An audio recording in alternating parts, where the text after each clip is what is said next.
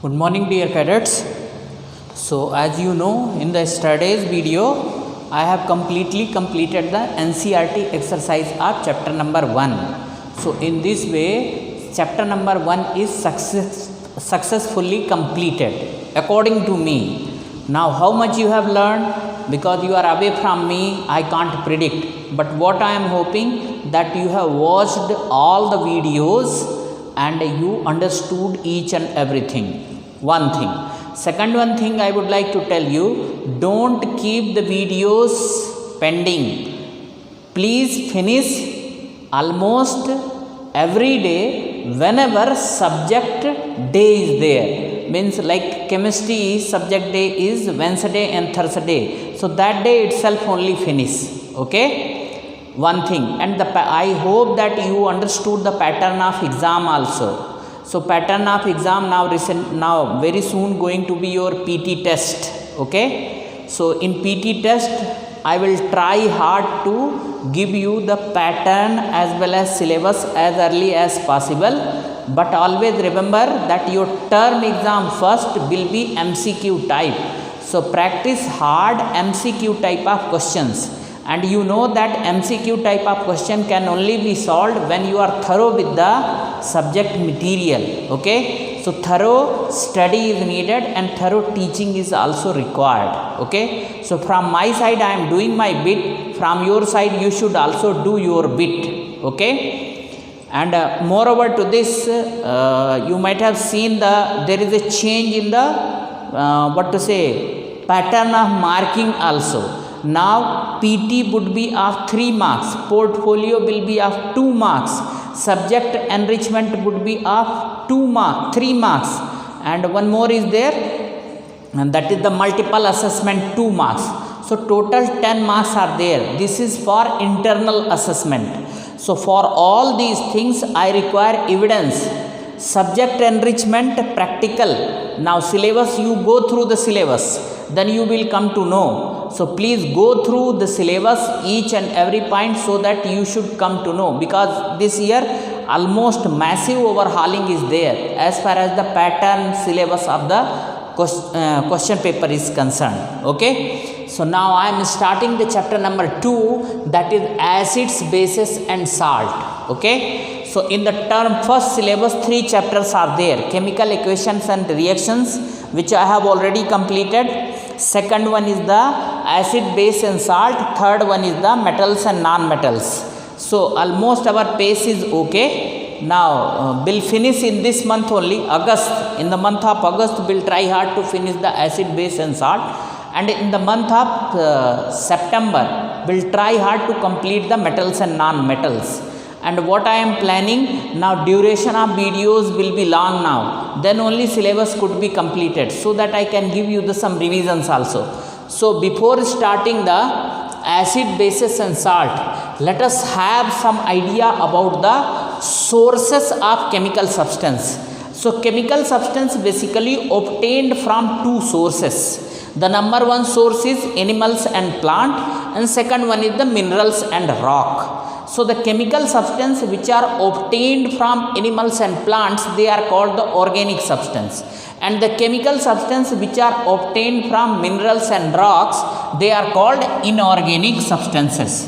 So the chemical substance which are obtained from animals and plants, they are called organic substance. Always remember, organic substance means sugar, alcohol, phenol, okay, carbohydrate, proteins, vitamins, amino acids, they are organic substance and they are obtained from animals and plants. Okay, remember, chemical substance which are obtained from minerals and rocks, they are called inorganic substances. So inorganic substances, baking soda, baking powder, okay, many substances, sodium chloride, sodium hydroxide, potassium hydroxide, these are the chemical substances which are obtained from rocks and minerals, okay. Inorganic substances, they are classified into 3 categories and they are only there in your syllabus. So acids, bases and salt. So inorganic substances are divided into 3 categories: acids, bases and salt. Okay, and they are in your syllabus. So just see, there are various definitions of acids and bases, and in this chapter we'll study all those things. Okay, we'll study their properties also. But in 7th class, or you can say in the preliminary classes, you studied so many things about the acids and bases. So now here I am defining the acids, bases and salt on the basis of taste. Okay, you should have the basic idea. So what are the acids? Acids are the substances which are sour in taste. Okay, they are sour in taste. What are the examples of acidic substances?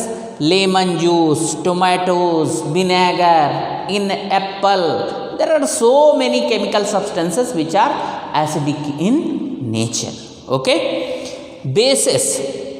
What are the bases? Bases are the chemical substance which are bitter in taste. Bases are chemical substances which are bitter in taste and soapy on touch. Okay, the substances which have bitter taste and soapy on touch, they are called bases. Okay, what are the example? Washing soda, baking soda, isn't it?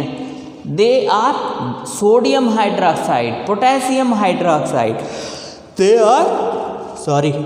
are bases. What are they? They are bases. Okay, now what are the salts? So just see, when acids and bases are reacting together, whatever chemical substance is formed, that is called the salt. Okay, are you getting my point or not? When acids and bases react together, whatever chemical compound is formed, that is called salt. Okay, so the compound which is formed from reaction between acids and bases, that is called salt. Example here I am writing. The best example is your common salt, sodium chloride. What is that one? Please write down here, sodium chloride. Okay, so now I have introduced you the topic. In your topic, how many things are there? Acid, bases and salt. And these acid, bases, salt, definition on the basis of taste I have given you. Okay, now we'll study their physical and chemical property in detail. Don't worry, in this chapter only, and this is very big chapter, but we have to study all those things one by one. So okay, so now there is one more thing which we should discuss here only, so that in upcoming topics we should not face any problem. That is indicators. So what are the indicators? Indicators are the substances which distinguish between acids and bases by producing different color in acidic and basic medium. So substances which shows different color in acidic and basic medium is called indicators. Indicators means which indicates. Okay, so how they are indicating that given substance is acidic or basic in nature? They are indicating by producing different color in different mediums. So ultimately what we can say? Ultimately we can say indicators are the substances which distinguish between acids and bases by producing different color in different mediums. Different color in acidic and basic medium. By changing color, they distinguish between acids and bases. Okay, so now types, how many types are there? Indicators means we can classify into 2 categories. First one is indicators showing different color in acidic and basic medium. Means indicators which show different color in acidic and basic medium. Okay, which shows different color in acidic and basic medium. Second one is indicator which are showing different odor in acidic and basic medium. Odor means smell, and here what is there? Color. Okay, so in this category, indicators showing different color in acidic and basic medium, there are two types, natural and synthetic. Natural indicators are litmus. You know, litmus is one organic dye. What is there? This is dye, natural, and it is obtained from lichen plant. It is obtained from lichen plant. Its original color is purple. Nowadays, what is there? This litmus is available in two solution form, blue litmus and red litmus. Apart from this one, it is available in two paper strips also. What are those two paper strips? Blue and red paper strips. Okay, so what we can say, this natural indicator litmus is there, China rose petals are there, some others are also there, turmeric. In addition to the turmeric, red cabbage leaf extract, flowers of hydrangea plant. These are natural indicators which are found in the nature. They also distinguish between acids and bases. Another one is the synthetic indicator. So what are the synthetic indicators which are synthesized in the laboratory? They are called synthetic indicators. There are two types, phenolphthalein, methyl orange. These are examples. Many are there. Only two examples I have included. Okay. So now first one here, synthetic indicator I have given. So indicator, color in the neutral solution, color in the acidic solution, color in the basic solution. The first one is the litmus. In neutral solution, it remains purple only. Its original color is purple and its nature is also neutral only. When you bring this one in contact of acidic and basic solution, then only it will change the color. Color in acidic solution, it produces red color. Color in basic solution, it produces blue color. Means, what is the meaning of this one? If litmus is added to, if red litmus is added to, or you can say if litmus is added to acidic solution, then it will produce red color.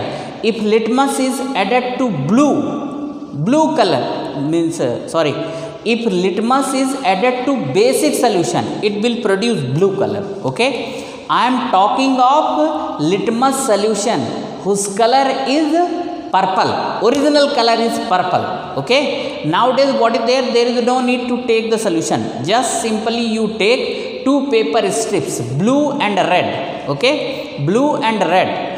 Red remains red in acidic medium, blue remains blue in basic medium, but red changes into blue in basic medium and blue changes into red in acidic medium. Okay, so those two paper strips, they are very handy in use. Okay, next one is red cabbage leaf extract. So its color in neutral medium is red, acidic medium red and basic medium green. Flower of hydrangea plant, it produce blue color in neutral medium, in acidic medium blue and basic medium pink color it produces. Okay, no problem. Now we'll give you the examples of synthetic indicators, that is phenolphthalein and methyl orange. So now see the another one, that is synthetic indicator. So synthetic indicator, phenolphthalein and methyl orange is there. Phenolphthalein, color in the neutral medium is colorless. Color in the neutral medium is colorless. Color in acidic solution is colorless. Okay, so phenolphthalein is one of the synthetic indicator. Its color means it produces, it remains colorless in neutral medium. It remains colorless in acidic solution, acidic medium, but changes into pink color in basic medium. Okay, its original color is colorless only. It is colorless only. So what we can say? It produces pink color in basic solution, acidic and neutral solution or acidic and neutral medium, it remains colorless. The next one is methyl orange, another category of synthetic indicator. So what is the name of this one? Methyl orange. So its color, original color is orange. It remains orange in neutral medium, but acidic medium it turns into red and basic medium yellow. Okay, so just see, it is producing different color in acidic and basic medium. Acidic medium it turns orange to red and basic medium orange to yellow. Okay, so in this way the basic idea of indicators, how they are distinguishing between acids and bases, we have learned. So they are distinguishing by showing different color in acidic and basic medium. So the first type is over. Now next type is, here I will write indicator, here write B.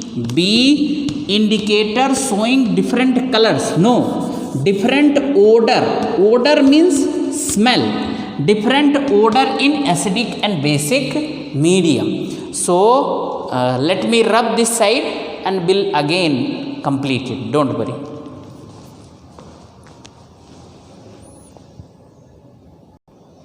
So okay, so just see, now the second category of indicators. So what are the second category of indicators? Indicators showing different odor in acidic and basic medium. So the first category indicators, they were showing the different colors in acidic and basic medium. They are producing different odor in acidic and basic medium. How many examples are there? The first one is onion odored cloth strips. Second one is vanilla essence. Next one is clove oil. Okay, and now just see, to make the onion odored cloth strip, just see, very simple thing is there. Finely divided onion you have to take. Along with the onion, some means cloth strips you should take and tie or keep in one polythene bag, tie their mouth and keep it overnight in the refrigerator. Okay, once again listen, some finely divided onion, okay, along with the strips of cloths you should take in one polythene bag, tie its mouth and keep in refrigerator overnight. Okay, now you take it out from refrigerator. Okay, now cloth strips which you have kept in the polythene bags, you take out. Are you getting my point or not? Now further divide those cloth strips into pieces. Now put those cloth strips on clean surface and in one paper strip put hydrochloric acid, in another cloth strip put the sodium hydroxide, that is base. Okay, now try to understand that means onion odored cloth, that is producing different odor with respect to HCl and with respect to NaOH. Okay, so they are producing different different odor. They are not producing different color, they are producing different odor, and you can do it at your home also. Onion is easily available, paper strip is easily available. You have to manage acidic substance, lemon is the best example. Basic substance, baking soda, baking powder may be there at your home, and you can do, and you could identify what particular odor is produced by the onion odored cloth strips. Okay, next one is the vanilla essence. Everybody is aware about the vanilla ice cream, vanilla essence. Same thing you have to do. Just see, vanilla vanilla is the name of one chemical substance. Okay, it is the name of one chemical substance, vanilla. Okay, in one test tube just take the hydrochloric acid, another test tube take the sodium hydroxide. One is acidic, another one is basic. Now this vanilla essence, 1 drop you should put in both the test tube where HCl and NaOH is there, and after some time just smell it. So what you will see, that vanilla essence is producing one odor in HCl which is entirely different from the odor produced in sodium hydroxide. So here also they are producing different odor in what to say, acidic and basic medium. Next one is the clove oil. Clove oil is very easily available at your home. Many people are using this one as a cooking material. Now just see, same thing you have to take clove oil, 1-2 drop you have to add in HCl in one test tube, and 1-2 drop you have to add in sodium hydroxide. What you will see, that clove oil is also producing different odor in acidic and basic medium. What is that particular odor? When you perform the experiment, then you will come to know. So no need to worry about this one, what is their particular odor. Just you remember, these are the indicators showing different odor in acidic and basic medium. And do you know what they are called? They are called olfactory indicators. And I hope you are studying the bio. What is the meaning of olfactory? What to say, indicators. Olfactory indicators are those indicators which are distinguishing between acids and bases by odor.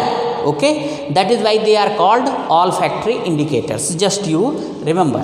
In this way, almost your preliminary idea about this chapter is completely completed. Okay, now next week onwards, if possible, then teach you the physical and chemical properties of acids and bases. Thank you.